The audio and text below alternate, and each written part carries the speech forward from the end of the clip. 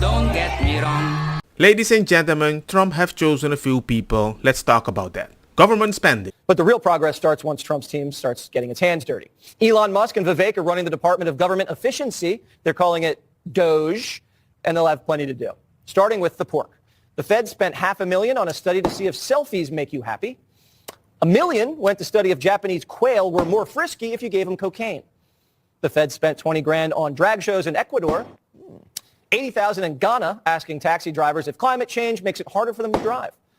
And $500,000 was spent so Fauci could create transgender monkeys.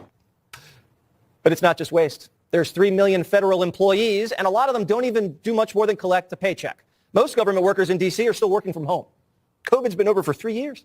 But worst of all, $500 billion a year stolen by fraudsters. We lose $500 billion of your money to fraud each year.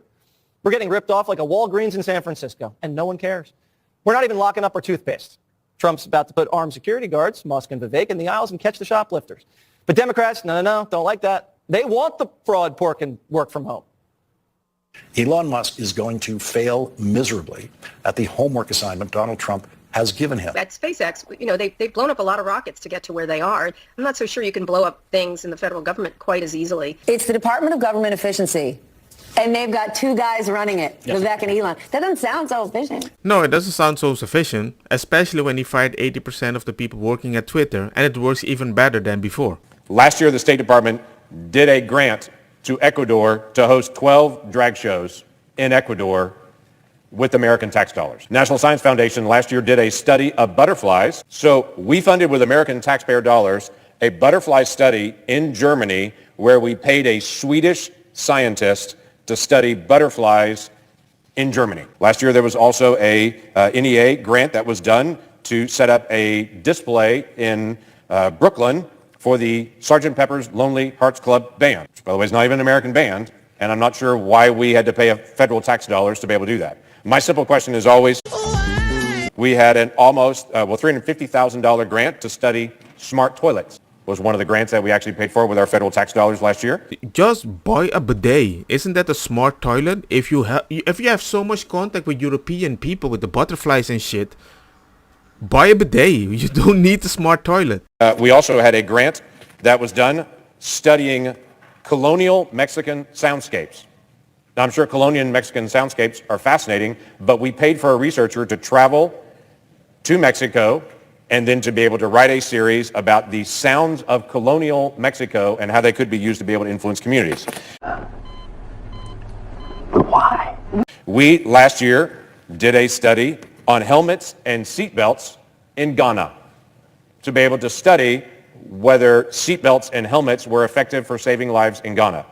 Can I just go ahead and answer that question for free? I'm like, duh, I'll do it for free. I'm demonetized anyway. It works. Do you need to study why you need to brush your teeth? Do you need to study why you don't need to hit your head? Without a helmet, of course. They save lives. Free. I can go ahead and give you that advice. How do I know that? Because we've already spent millions of dollars in other studies here in the United States, but instead we spent money in Ghana studying helmets to see if they're actually a good idea. Guys, look at that. That's 250 or 86. Okay, that's so much money to study helms and seatbelt. I feel like an angry parent that just entered this house looking for all the lights turned on by my kid. I'm like, why? Turn it off. There was also a grant that was done last year. This was at the Springfield Museum of Art in Missouri. There was a grant to be on a display, an installation in the exhibit in the museum called Yoko Ono Mend Piece. It's a simple white room where shattered cups and saucers are placed on a table and participants are asked to mend the fragments together using common household items like twine, glue, scissors, and tape. And the resulting works are displayed on nearby shelves as evidence of the power of collective action. I did that as a kid with mud and sand while it's raining. Bruh! All I'm asking is, why did Oklahomans work overtime last year to pay their tax bill to fund doing the Yoko Ono White Room where people fixed broken saucer? If you like wine country, great, you help pay for it. One of the highest income areas in the world is Napa Valley, California. One of the highest income areas in the entire world. The good folks of Oklahoma helped pay for a wine pedestrian trail through Napa Valley because apparently Napa Valley didn't have enough cash to be able to pay for the 8-mile walking trail through wine country, some of the most expensive real estate in the entire world. So the taxpayers in Oklahoma had to pay for that wine country tour trail. If you like traveling to Hawaii, enjoy the trip. When you get there, if you go to a farmer's market, you'll find out that you help pay for that farmer's market because the farmer's market in Hawaii received $3.4 million to be able to fund the farmer's market. If you go to New York City and pay a very high dollar ticket to get into a private location in the Metropolitan Opera to be able to watch the opera, you will feel safer, I'm sure, when you go to the Metropolitan Opera because almost $750,000 was given to the Metropolitan Opera in New York to help them install a new fire suppression system with federal tax dollars. If you like traveling to Paris and you go to a butcher shop in Paris, you may be fascinated to know, since the 13th century, apparently butchers in Paris have come up with their own private language. It's like a super secret private language among butchers in Paris. Fascinating for the French to study, but unfortunately, the American taxpayers paid for a study of French butchers' private language for fear that it is diminishing and fading away. So the American tax dollars paid for this study in France to study the secret language of butchers in Paris. But why are you making people pay for things they're never gonna use? Why do I want to learn a secret language that I'm not gonna use? I'm not gonna buy meat. Sacre bleu, I want the meat. And then I'm going to get cheaper. What? I'm just joking, of course, but why? It makes no sense. The parable of the sower. It's a very famous biblical story, the parable of the sower. Well, this particular version of the parable of the sower was actually a little bit different.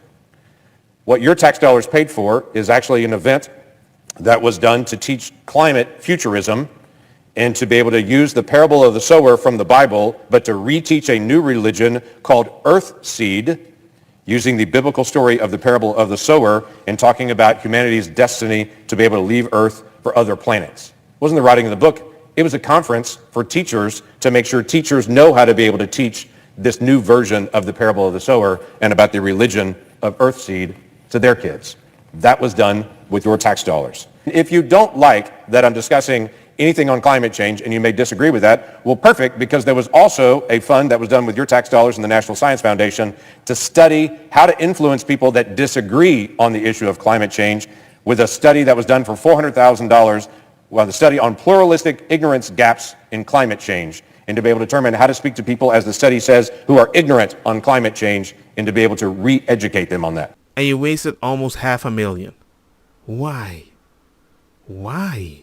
Last year, we also spent $991 million on soft-sided facilities, those are called tents, along our border in Mexico. Now, best estimates on this, there's about 2 million people illegally crossed the border last year.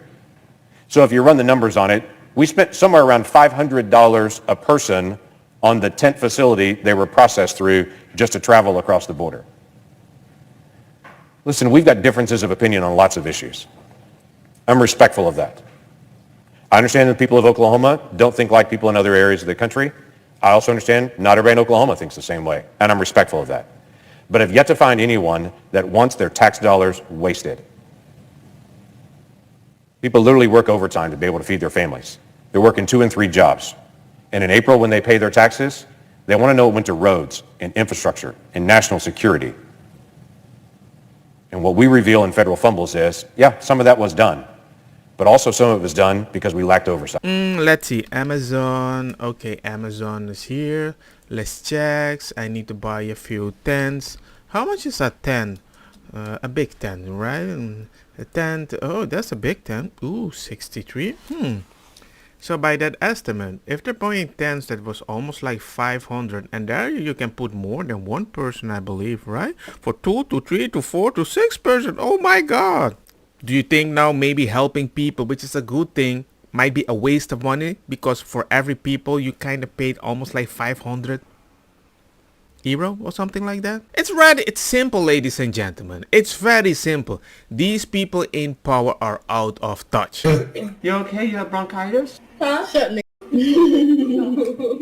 I just want to let you know that that's very cringe. That's that one guy! He's that one! No! He's live streaming this! Oh my God! No! No! No! No! No! No! No! See you on TikTok. And that's how many Democrats are going to feel with Trump in power. Because he's not going to attack you. He's just going to reveal what you're doing. Tulsi Gabbard, Director of Intelligence. Yes, a person that actually has done the job that she's going to represent. Yeah, no, look, some of you have accused me of being a traitor to my country, a Russian asset, a Trojan horse, or a useful idiot, I think was the term that you used. Which basically means that I'm naive or lack intelligence to know what's going on. Use that. I want to let your viewers know exactly who I am. All right. Set the record straight. I am a patriot. I love our country. I am a strong and intelligent woman of color, and I have dedicated almost my entire adult life to protecting the safety, security, and the freedom of all Americans in this country. It was the attacks on 9/11. We're getting a little bit far ahead of ourselves, but Franklin Graham finds you refreshing. He doesn't find me refreshing. Richard Spencer, the white nationalist leader, says he could vote for you. Joy, this is why you're on Tucker Carlson at least 10 times. Why don't you go on Chris Wallace's show? This is why I'm here, because you and other people continue to spread these innuendos that have nothing to do with who I am. Well, Hillary Clinton started it, and then you strike back at her, boy. You called her the queen of warmongers. You double down, unfortunately, you double down on the baseless accusations that she made that strikes at the core of who I am. I'm a soldier. Because of the attacks on 9/11, I enlisted in the military to go after and defeat and destroy the evil that visited us on that day. I've served now for over 16 years, deployed twice to the Middle East during the height of the war, where every single day I saw firsthand the terribly high human cost. Don't you respect a boss that started working as an employee? I would. Surprise, Florida Congressman Matt Gaetz has been selected to be Trump's Attorney General. Gaetz is a sharp-tongued lawyer who sat on the House Judiciary Committee, is tangled with Democrats and Republicans, and shines a spotlight on government corruption and weaponization. Seems like every time I turn around, they're engaged in surveillance or list building or monitoring, and I don't care if it takes every second of our time and every ounce of our energy. We either get this government back on our side or we defund and get rid of, abolish the FBI, CDC, ATF, DOJ, every last one of them, if they do not come to heel. But they just remember him for this. Is it safe to say that based off of your comments, you're suggesting that these women at these abortion rallies are ugly and overweight? Yes. What do you say to people who think that those comments are offensive? Be offended. But at the same time, what he really does is ask a lot of questions, wants a result immediately as soon as possible, because these things keeps getting delayed by bureaucracy and all that mumbo jumbo, and nothing really gets done. You can clear it all up for us right now. Will the Department of Justice provide to the committee all documents, all correspondence between the department and Alvin Bragg's office and Fonnie Willis's office and Letitia James's office? The offices you're referring to are independent offices of state. I get that. The question is whether or not you will provide all of your documents and correspondence. That's the question. I don't need a history lesson. Well, I'm going to say again, we do not control those offices. They make their own decisions. The question is whether you communicate with them, not whether you control them. Do you communicate with them, and will you provide those communications? You make a request, we'll refer it to our Office of Legislative Affairs. But see, here's the thing. You come in here and you lodge this attack that it's a conspiracy theory, that there is coordinated lawfare against Trump. And then when we say, fine, just give us the documents, give us the correspondence, and then if it's a conspiracy theory, that will be evident. But when you say, well, we'll take your request, and then we'll sort of work it through the DOJ's accommodation process, then you're actually advancing the very dangerous conspiracy theory that you're concerned about. And now we have this tweet. Trump has chosen this guy as Secretary of Defense. Well, I mean, I hope you don't forgive me for saying this, Kristen, but the general vibe on the Hill right now is WTF. When Washington heard Pete Hegseth would be the next defense secretary. The president is moving quickly to fill the clown car and round out his cabinet. He has selected Fox Weekend morning show host, you can't make this up, Pete Hegseth, to serve as Secretary of Defense, because why not? Co-host of Fox and Friends Weekend. Not even like regular. I would say this. I would never hire a cook that has never cooked in a restaurant. This person is saying, y'all said Kamala wasn't qualified. Get the actual F out of here. Nothing to do but laugh at this point. Who the F is this guy? And then I found by T. Baggins, wasn't he a military captain that did multiple tours through Iraq and Afghanistan as a platoon leader, experienced in warfare and has multiple awards, Bronze Star, etc. Oh, and he graduated from Princeton with a degree in politics and Master of Public Policy degree for Harvard. What else would you have him do? Step out of the echo chamber and stop repeating goofy stuff yo here on MSNBC? I'm straight up just saying we should not have women in combat roles. It hasn't made us more effective, hasn't made us more lethal, has made fighting more complicated. We've all served with women and they're great. It just, our institutions don't have to incentivize that in places where traditionally, not traditionally, over human history, men in those positions are more capable.